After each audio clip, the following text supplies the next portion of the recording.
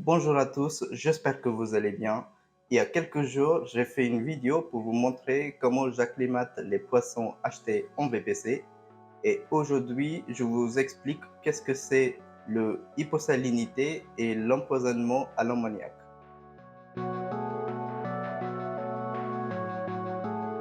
Avant de commencer la vidéo, je vous précise que ce type d'acclimatation s'applique que pour les poissons et il ne faut surtout pas faire ça pour les coraux ou les invertébrés.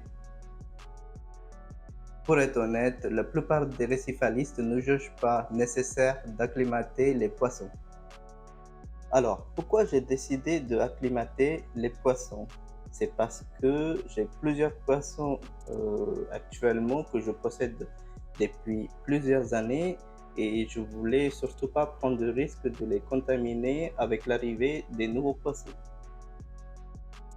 En plus, j'ai des poissons comme l'hépatus, le chirurgien, qui est très sensible aux maladies. Et une fois que la maladie est contractée, c'est très difficile à les traiter. Donc, il faut mieux prendre de précautions de faire de l'acclimatation. Alors, il y a plusieurs facteurs à prendre en compte pour acclimater les poissons. Je vous donne plus de détails sur les 5 paramètres les plus importants. Pour commencer, le premier paramètre, c'est la lumière. Ce qu'il faudrait savoir, c'est que les poissons, ce sont des animaux photophobiques.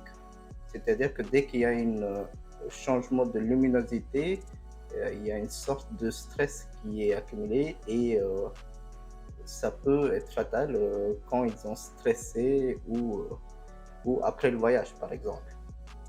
Donc, c'est souhaitable de garder les poissons dans un environnement sombre pour éviter ce genre de stress lié aux lumières. Le deuxième paramètre, c'est la salinité. On va parler plus en détail plus tard dans cette vidéo. Le troisième paramètre, c'est la température. C'est le paramètre le plus simple à acclimater. Ce que je fais, je laisse le poche dans le bac d'acclimatation pendant au moins 30 minutes pour laisser le temps de stabiliser.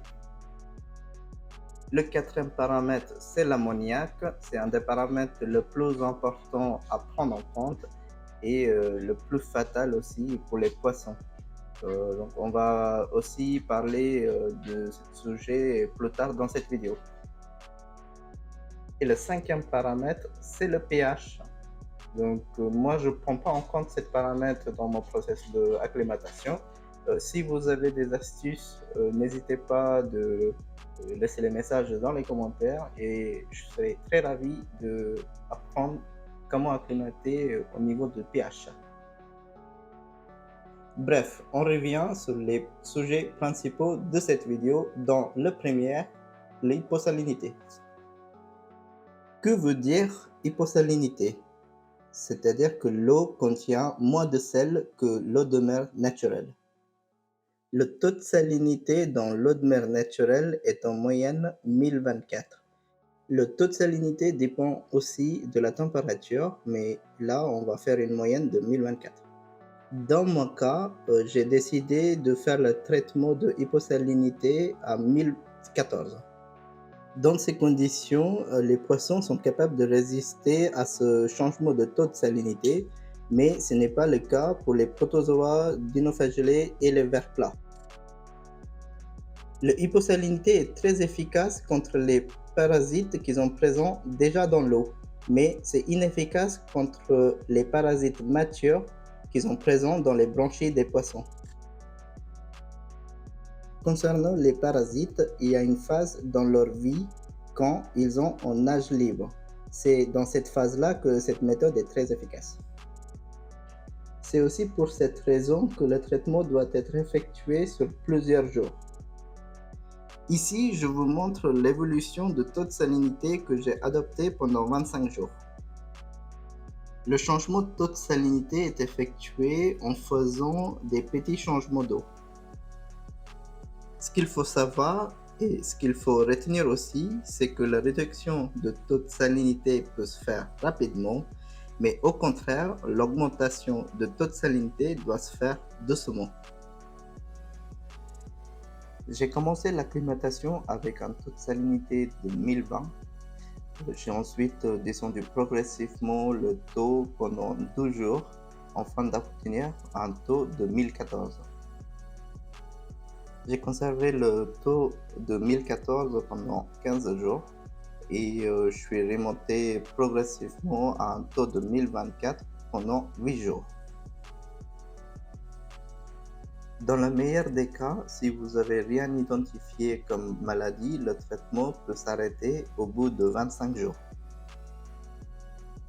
Par contre, lors de traitement, si vous avez identifié des maladies comme la maladie des points blancs, déjà, le côté positif, c'est que vous avez évité de propager cette maladie aux autres poissons de votre bac principal.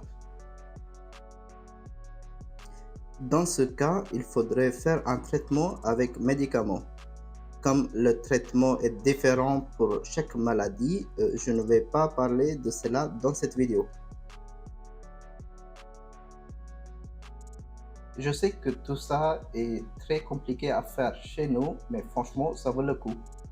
Il y a déjà plusieurs récifalistes qui ont dû arrêter leur aquarium parce qu'ils ont eu ce genre de problème. Donc, à mon avis, il faut mieux faire l'effort dès le début, faire de l'acclimatation comme il faut et tranquille après. Le dernier sujet dont je voulais parler aujourd'hui, c'est l'ammoniac.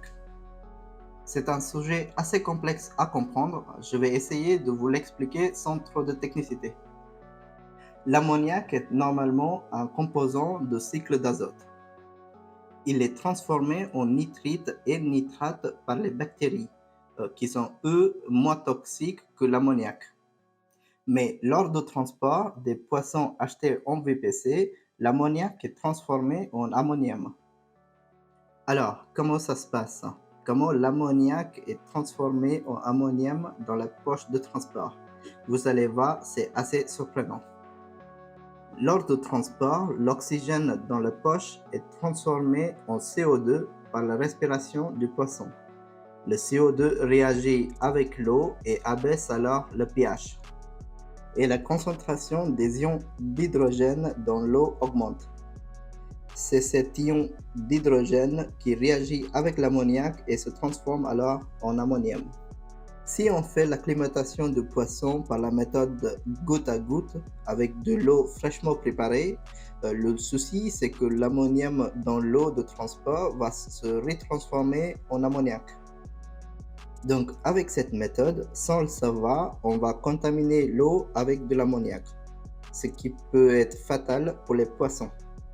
C'est pourquoi je préfère réaliser une autre méthode que je vous ai déjà fait voir dans ma précédente vidéo. Si vous ne l'avez pas vu encore ma précédente vidéo, je vous mets le lien ici et dans le boîte de description. Et comme d'habitude, si vous avez des questions, n'hésitez pas à écrire dans les commentaires plus bas et je vais essayer de vous répondre le plus rapidement possible. Merci.